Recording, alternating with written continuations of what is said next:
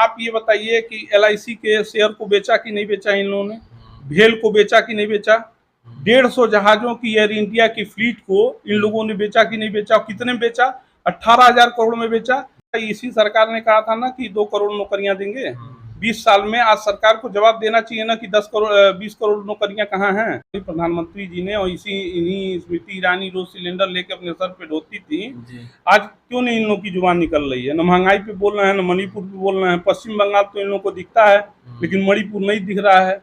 वहाँ साल भर से बेटियां बेइज्जत की जा रही, महिलाएं अपमानित की जा रही हैं। कितनी इस विकसित भारत के लिए कितनी अपमानजनक बात है कि आप हिंदुस्तान के प्रधानमंत्री होते हुए मणिपुर पे कुछ नहीं कर पाए। इस वक्त लोकसभा चुनाव चल रहा है। यूपी के जनपद महाराजगंज में 7वें रौंदी चरण में मतदान 1 जून को होना है। इसके पहले बहुत से मुद्दे पर उम्मीदवार और उनके समर्थक क्षेत्र में जा रहे हैं और लोगों से वोट की अपील कर रहे हैं। हमारे पास बैठे हुए हैं समाजवादी पार्टी के लोकसभा सदर के प्रभारी जो हैं, और आप जो है समाजवादी पार्टी में प्रदेश कार्यकारिणी में विशेष आमंत्रित सदस्य भी हैं।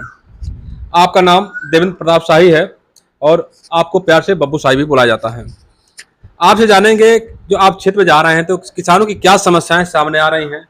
मोदी जी ने कहा था कि किसानों की आय हम दोगुनी कर देंगे, क्या किसानों की आय दोगुनी हुई या नहीं हुई? कितना किसान परेशान है और क्या चाहते हैं, और आपकी सरकार अगर आती है तो किसानों के लिए क्या करती है? जी, मैं आपसे बताऊं, मैं भी किसान परिवार का बेटा हूं और मेरा भी पेशा जो है, रोजगार जो है वो खेती ही है, किसानी है। आज जो है देश में आज के टाइम में जो खेती का रेशियो है, 60% लोग हिंदुस्तान के आज भी खेती से अपनी जीविका का निर्वहन करते हैं। खेती में चाहे हिंदुस्तान की खेती की बात करिए, चाहे दुनिया की खेती की बात करिए, खेती में मुश्किलें बहुत हैं। लागत ज़्यादा लग रही है और आमदनी कम हो रही है। मूलभूत सुविधाएं बढ़ नहीं रही हैं खेती की। जैसे नहरें जो 55 के दशक में, 60 के दशक में बनी थी, वो आज तक वही काम कर रही हैं। कहीं भी नई सरकारों ने पिछले 30 सालों में किसी भी नए नहर का निर्माण नहीं करा। ये बनस्पति ये बात सही है कि नलकूप नए लगे हैं, सिंचाई की व्यवस्था पहले से ठीक हुई है, लेकिन नहरों का और भी समुचित जो व्यवस्था की जानी चाहिए थी खेती के लिए, वो अभी नहीं हुआ है। दूसरी बात मैं आपसे ये कहना चाहता हूँ कि जैसे देखिए, बीज लगता है, खाद लगता है, पानी एक एकड़ फसल उगाने में, चाहे कोई सी भी फसल आप उगाते हो, धान उगाएं, गेहूँ उगाएं, गन्ना उगाएं। ये तराई का हमारा नेपाल से सटा हुआ इलाका है, बहुत ही उपजाऊ जमीन है हमारी, लेकिन फिर भी आज देखिए खाद का दाम बढ़ता जा रहा है, वजन घटता जा रहा है। पेस्टिसाइड जो आज के 5 साल पहले जो 100 रुपये का था, वो 150 रुपये 200 रुपये का हो गया है। और भी डीजल देखिए, पहले जो 65 रुपये का था, वो पिछले 10 सालों में 100 पार कर रहा है। मोदी जी कहे थे किसानों की आय दोगुनी करेंगे हम, तो वो कुछ भी नहीं हुआ ना। यही तो मैं आपसे कहना चाहता हूँ कि अब किसानों की आय तो दुगनी होने की बात होती है, लेकिन सारा तरह की सब्सिडी आपने खत्म कर दिया। किसानों को आज कोई मदद नहीं है। और जब किसान आंदोलन करते हैं और दिल्ली आपके पास पहुंचते हैं, भाजपा के लोग कहते हैं कि किसान हर बात पे दिल्ली क्यों चला आता है। भाई, जब केंद्र सरकार धान के फसल का निर्धारण करेगी, न्यूनतम समर्थन मूल्य वो बढ़ा सकती है, वो हमारे न्यूनतम समर्थन मूल्य को कानून में बदल सकती है, तो हम मांग किससे करने जाएंगे? जरा आप बताइए। किसान मांग करने तो दिल्ली ही जाएगा ना। और जब केंद्र सरकार जो है दिल्ली में बैठती है, तो किसान लखनऊ क्या करने जाएगा? किसान धरना दे रहे थे, किसान जब वहाँ धरना दे रहे थे तो कुछ लोगों ने कहा कि इनका जो है कनेक्शन आतंकवादियों से है, ऐसा भी कहा गया। अच्छा, ये बताइए, अगर कोई 15 एकड़ भूमि में केला लगाता है तो 1.5 लाख रुपए 1 एकड़ केला लगाने में आता है, और 1.5 लाख रुपए लगभग बचता है किसानों को, अगर अच्छी फसल हो गई, सब कुछ अच्छा रहा तब। तो अगर मान लीजिए उसकी आय 15 लाख रुपए या 20 लाख रुपए सालाना है अपनी खेती से, अब वो 10 लाख रुपए दे के 10 लाख फाइनेंस करा के अगर बड़ी गाड़ी में चढ़ रहा है, तो उसमें क्या अपराध है? आज जो 2 नंबर से लोग पैसा कमा रहे हैं, हम नहीं कहना चाहते, इंगित नहीं करना चाहते कि किस माध्यम से, उन लोगों से तो कोई नहीं पूछने जा रहा है। लेकिन किसान जो हल चला के, धरती का सीना फाड़ के, मेहनत करके, अपने पसीने को निचोड़ के कमाता है, आप उसको आतंकवादी कहेंगे, नक्सलवादी कहेंगे? इस देश का अगर किसान वो कह दे कि हम अपने भर की खेती करेंगे, अब इस देश को कमा के नहीं देंगे, आप ये बताइए कि कोई खाने का सब्स्टिट्यूट है आज के टाइम में, या आने वाले भविष्य में 25 सालों में कोई खाने का सब्स्टिट्यूट हो सकता है क्या? और जो गेहूं आप हमसे 2000 खरीदने में सरकार को परेशानी हो रही है, उस गेहूं को अगर किसान आंदोलन कर दे, बंद कर दे खेती को, तो आप क्या विदेशों से 140 करोड़ लोगों को खरीद के खिला पाएंगे? जो अनाज आप 2000 में नहीं खरीद पा रहे हैं, वो 6000 में उसी विदेशों से खरीदना पड़ेगा।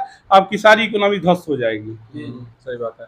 आपके अनुसार गेहूं का समर्थन मूल्य कितना होना चाहिए किसानों को लाभ मिले? देखिए, मेरे हिसाब से जो रंगनाथन कमेटी बनी थी खेती पे, उन्होंने ये सिफारिश की थी कि कम से कम 3000 रुपये गेहूँ और 3200 रुपये धान की फसल का होना चाहिए, तब किसान को कुछ बचेगा। देखिए, आज खेती इतनी महंगी हो गई है, 1 एकड़ गन्ने की फसल आप बोते हैं तो फैक्ट्री में गिराने तक लगभग 55,000 60,000 का खर्च आता है। और अगर 250 क्विंटल प्रति एकड़ अगर गन्ना होता है तो लगभग 1 लाख रुपए का होता है। तो बच्चा कितना, 1 साल 14-15 महीने की फसल है गन्ना, उसको किसान को 30,000 रुपये बच रहा है, 40,000 रुपये बच रहा है। अब अगर 5 एकड़ में कोई काश्तकारी करता हो तो जरा जोड़ लीजिए उसका मुनाफा कितना हुआ, 2.5 लाख रुपया हुआ। और इस महंगाई के ज़माने में जब 40 रुपये का नेनुआ बिक रहा है और 30 रुपये का प्याज बिक रहा है और 20 रुपये का 25 रुपये का आलू बिक रहा है, उसमें एक आदमी का 2.5 लाख में वो बच्चे को पढ़ा भी ले, घर का खर्चा भी चला ले, गाड़ी पेट्रोल भी डला ले, कैसे होगा जरा बताइए? महंगाई एकदम चरम सीमा पे है। महंगाई चरम सीमा पे है। महंगाई की बात कर लीजिए, जैसे मैं कहना नहीं चाहता हूँ, आदरणीय प्रधानमंत्री जी ने और इन्हीं स्मृति ईरानी रोज सिलेंडर लेके अपने सर पे ढोती थी, आज क्यों नहीं इन लोगों की जुबान निकल रही है? न महंगाई पे बोल रहे हैं, न मणिपुर पे बोल रहे हैं। पश्चिम बंगाल तो इन लोगों को दिखता है, लेकिन मणिपुर नहीं दिख रहा है। वहाँ साल भर से बेटियां बेइज्जत की जा रही, महिलाएं अपमानित की जा रही हैं। कितनी इस विकसित भारत के लिए कितनी अपमानजनक बात है कि आप हिंदुस्तान के प्रधानमंत्री होते हुए मणिपुर पे कुछ नहीं कर पाए। और सच्चाई ये है कि 7,000 असलहे पुलिस से लूट लिए गए, बिना सरकार के सह के लूट लिए गए। और वहाँ बदबली फैली हुई है, आप एक बार नहीं गए, उनके मरहम नहीं लगाने गए उनके घाव पे। और जो जहाँ आपको राजनीतिक फायदा मिलता है, पश्चिम बंगाल की आप बात करते हैं, मणिपुर की बात नहीं करते हैं। आप महंगाई की बात नहीं करते हैं। आप ही ने कहा था कि मुद्रा जो है जब 65 रुपये की वैल्यू थी $1 की, तो उन्होंने कहा था कि जो सरकार अच्छी नहीं होती है उसके समय मुद्रा गिरती है। और आपके समय में 84 रुपये की मुद्रा हो गई। भारतीय करेंसी $1 के हिसाब से 84 रुपये का है, जाके आप देख लीजिए। तो महंगाई पे भी मैंने आपको बात बताई, खेती भी बताइए, बेरोजगारी सुन लीजिए, बेरोजगारी सुन लीजिए। आज युवा ये बताइए, इसी सरकार ने कहा था ना कि 2 करोड़ नौकरियां देंगे 20 साल में। आज सरकार को जवाब देना चाहिए ना कि 20 करोड़ नौकरियां कहाँ हैं। और चूंकि 20 करोड़ नौकरियां 140 करोड़ के देश में 20 करोड़ नौकरी आप नहीं दे सकते, ये प्रैक्टिकल नहीं है। माननीय राहुल गांधी जी ने, माननीय अखिलेश यादव जी ने जो नया घोषणा पत्र बनाया है, उसमें जो रिक्त भर्तियां हैं 30 लाख, उन्हीं को कहा है कि उनको नौकरियों भरेंगे। वो जुमला नहीं है वो। लेकिन आपने तो झूठी बात कही। 2 करोड़ नौकरियां कैसे आप दे सकते हैं? नौकरियां दे तो रहे हैं, वो आउटसोर्सिंग पे दे रहे हैं। आउटसोर्सिंग जो भी आप दे रहे हैं वो आउटसोर्सिंग पे दे रहे हैं। आप ये बताइए कि LIC के शेयर को बेचा कि नहीं बेचा इन लोगों ने? भेल को बेचा कि नहीं बेचा? 150 जहाजों की एयर इंडिया की फ्लीट को इन लोगों ने बेचा कि नहीं बेचा? कितने में बेचा? 18,000 करोड़ में बेचा। अब माननीय प्रधानमंत्री जी ने 2 जहाज खरीदे बोइंग कंपनी से, अमेरिका की जो बोइंग कंपनी है उससे 2 जहाज खरीदे, 777 बोइंग 777 उसका नाम है, जिससे अमेरिकी राष्ट्रपति चलता है। और उस बोइंग की कीमत दी गई वहाँ अमेरिका में, बोइंग कंपनी को दी गई 4,000 करोड़। और ऐसा आपने नहीं सुना होगा कि 20 लाख की आप गाड़ी खरीदी और 20 लाख का एसेसरी लग जाए उसमें। लेकिन वो दोनों जहाज 4,000 करोड़ में आते हैं, उनकी साज सज्जा के लिए 4,000 करोड़ रुपए और खर्च कर दिए जाते हैं। ये जनता के गाढ़ी कमाई की फिजूल खर्ची है कि नहीं जो सरकार कर रही है? आप हमको बताइए। तो इन मुद्दों को कोई नहीं उठा रहा है, लेकिन इन मुद्दों को समझना पड़ेगा। ये भारतीय जनता पार्टी के लोग ये बताइए, जो सड़कों को दिखा के आप विकास का मापदंड तय कर रहे हैं, 44 लाख करोड़ का बजट है हिंदुस्तान का, 2 करोड़ रुपया आवंटित होता है जहाज रानी को, नितिन गडकरी जी को सड़क परिवहन के लिए। तो 2 ही करोड़ की सड़कियां तो आपको दिख रही है। 2 करोड़ अगर आवंटित हुआ, पिछले 10 साल में 20 करोड़ आवंटित हुआ, तो 20 करोड़ की सड़क तो नितिन गडकरी जी ने, हम मानते हैं ईमानदारी से उन्होंने सड़कों का काम किया, ठीक, तो वो सड़क तो दिख रही। और जरा बता दीजिए कि शिक्षा पे इन्होंने क्या काम किया? किस प्राइमरी स्कूल की दशा सुधर गई है? शिक्षा में तो महंगाई बहुत चरम पहुंच गई है। नहीं, आप बताइए हमको कि कौन से प्राइमरी स्कूल की दशा सुधर गई है? अतिरिक्त मास्टर आ गए, योग्य मास्टर आ गए, पेयजल की व्यवस्था हो गई, शौचालय की व्यवस्था हो गई, अच्छे ड्रेस और गणवेश में बच्चे आ रहे हैं। आप जाके खुद, आप मीडिया के लोग हैं, उसको देख लीजिए। जी जी। समझ रहे हैं? तो सरकार का काम चावल बांटना है, भूखे कोई इस देश में नहीं मरना चाहिए, वो भी आवश्यक है। लेकिन सरकार का पहला काम है व्यक्ति, पूरे समाज को, पूरे बच्चों को, युवाओं को शिक्षा देना। दूसरा काम है रोजगार देना।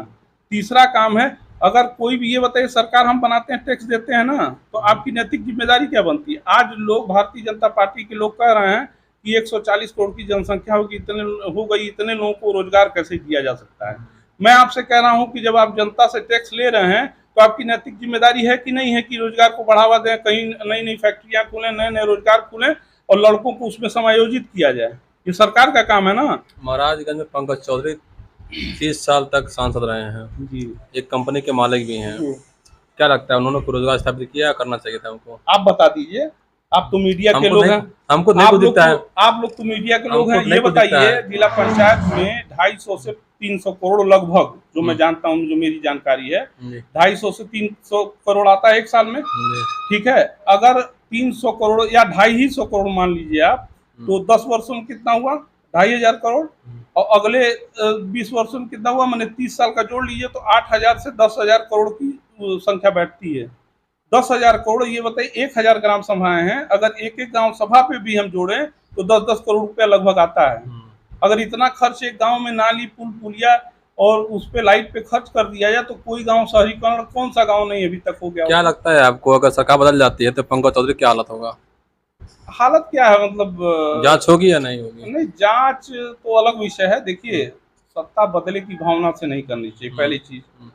राजनीति है, मैं विपक्ष में हूँ, मेरी जिम्मेदारी है जनता के सवालों को उठाना।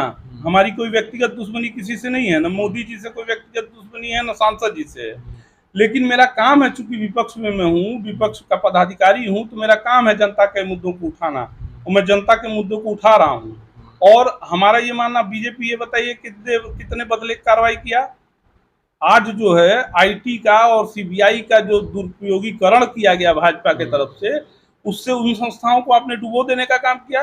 कल को अगर वो संस्थाएं ईमानदारी से भी काम करेंगी, दूसरे को पकड़ेंगी, भ्रष्टाचारियों को, तो यही जनता विश्वास नहीं करेगी कि उसने सही काम किया है। आपने कितना स्तर गिरा दिया उन संस्थाओं का, आपने कभी सोचा इस बात का? आपने मीडिया का इस्तेमाल करके इस देश को कितना भ्रमित किया, आपने सोचा? आप लोग चाल, चरित्र, चेहरे की बात करते हैं, न चाल है, न चरित्र है, न चेहरा है। आप ये बताइए, इलेक्टोरल बॉन्ड आपने सुना होगा, माननीय अरुण जेटली जी के समय में कानून बना 2017 में। आपने, अगर आपकी नीयत साफ थी तो आपने ये क्यों नियम बनाया कि एसबीआई को जो चंदा देगा हमारे लिए, उसको भी नहीं बताना है, और कौन चंदा दिया ये भी नहीं बताना है? भाई, चंदा तो आजादी के समय से ले रही हैं राजनीतिक पार्टियां अपनी पार्टी चलाने के लिए, लेकिन आपने ये क्यों शर्त लगाया? आपके अगर दिल में वो नहीं था, काला नहीं था तो? पहली चीज, जब सुप्रीम कोर्ट ने हंटर चलाया है, तब जाके एसबीआई ने जो है वो उसके सारे कच्चे चिट्ठे खुले हैं।